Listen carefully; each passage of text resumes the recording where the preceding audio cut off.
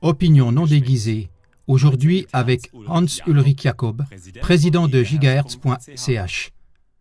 Avertissement urgent au sujet de la 5G.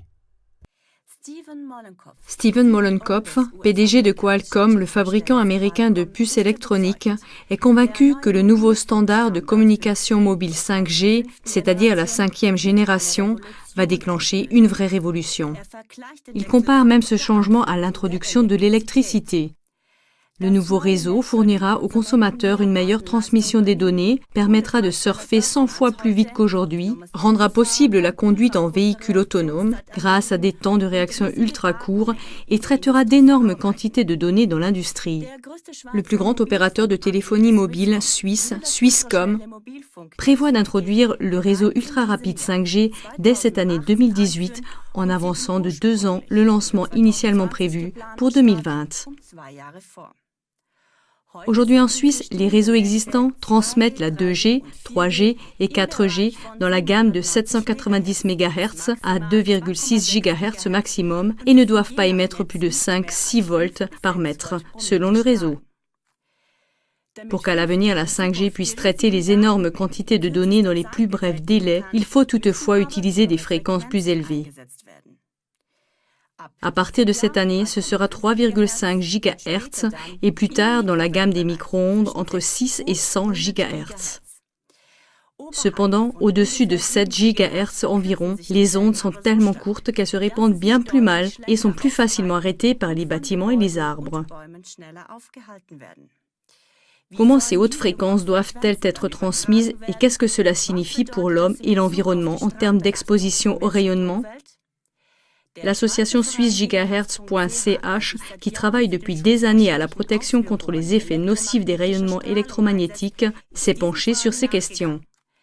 À cette fin, elle a examiné un document de la société suédoise Ericsson qui fournira à Swisscom les équipements pour les stations de base 5G, y compris les systèmes d'antennes. Voici les extraits les plus importants d'un article de Hans-Ulrich Jacob, président de gigahertz.ch, publié le 25 juillet 2018 sous le titre « Avertissement urgent au sujet de la 5G ». L'entreprise Ericsson fournit des stations de base 5G pour les gammes de fréquences 3,6 et 28 GHz. Ce sont des longueurs d'onde de 8,3 cm ou 1,15 cm à 28 GHz. Une règle empirique est la suivante. Si la longueur d'onde est plus courte que l'épaisseur de la paroi, presque rien ne passe à travers. Les schémas suivants montrent comment Ericsson et Swisscom veulent remédier à cet inconvénient physique. Schéma 1. Avec l'ancien type de propagation du rayonnement mobile, en mode 2G, 3G et 4G, l'objectif n'était pas de rayonner contre les façades proches, mais au-dessus afin de rayonner sur une zone aussi grande que possible. Cela parce que derrière les maisons, il y a de l'ombre radio ou une mauvaise qualité de connexion. Une antenne doit donc être placée aussi haut que possible. Avec la 5G, tout change. Parce qu'avec 3,6 ou 28 GHz, il est pratiquement impossible de traverser des murs. Presque toutes les façades doivent être exposées au rayonnement. Cela signifie qu'une antenne de téléphonie mobile doit être installée aussi bas que possible et au moins tous les 100 mètres. Schéma 2. 100 fois plus de données, 100 fois plus vite. C'est ce qui est promis. Nous sommes toujours demandé comment cela fonctionnerait. Maintenant, on le sait. Au lieu d'un faisceau dans chaque direction de transmission, il devrait maintenant y en avoir 64 en tout. Soit dans chaque direction, 8 les uns à côté des autres et 8 les uns au-dessus des autres. L'intensité du champ électrique après 25 mètres est de 61 volts par mètre. C'est là que se trouvent les premières maisons voisines et que l'on appliquait auparavant une valeur limite de 5 à 6 volts par mètre. Cette valeur de 61 volts par mètre augmente régulièrement jusqu'à une distance de 11 mètres, c'est-à-dire jusqu'au début de la zone rouge, jusqu'à 120 volts par mètre. Cette zone rouge, autrefois appelée distance de sécurité, à l'intérieur de laquelle personne ne peut rester plus de 7 minutes, était auparavant de 61 volts par mètre et se situait entre 4 et 10 mètres, selon la puissance de la station de base. Avec la 5G, elle devrait être de 120 volts par mètre, à une distance de 11,1 mètres.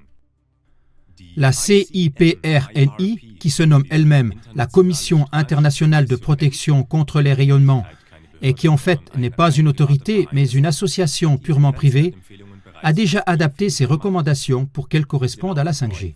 Celles-ci sont nouvelles pour la gamme de fréquences de la 5G à 200 volts par mètre pour les lieux de travail et 90 volts par mètre pour la population générale. Cela signifie que pour pouvoir introduire la 5G, il faudrait supprimer complètement les limites du système suisse de 5 et 6 volts par mètre et faire passer la distance de sécurité actuellement de 61 volts par mètre à 200 volts par mètre. Et cela sera immédiatement entériné par l'OMS puisque la CIPRNI y sera leur principal souffleur. Un premier permis de construire de Swisscom pour une antenne de téléphonie mobile 5G est déjà disponible auprès du centre spécialisé pour les rayonnements non ionisants de gigahertz.ch, comme le montre le schéma 2. Selon la fiche technique de Swisscom, il en résulterait 2,65 volts par mètre à 25 mètres de distance et 1,32 volts par mètre à 50 mètres de distance. Selon Ericsson, cependant, et selon le schéma 2, elle serait de 61 volts par mètre à une distance de 25 mètres et de 30,5 volts par mètre à une distance de 50 mètres. En vertu de la loi actuelle, cela représenterait 5 fois la valeur limite. D'où vient cette différence frappante du multiplication par 23 ? Swisscom tente de tromper les riverains avec l'astuce suivante. Au lieu de 64, 8 x 8, faisceaux par secteur, ils prétendent qu'il n'y a qu'un seul faisceau et qu'il ne transmet que 100 watts de puissance effective de rayonnement, ERP.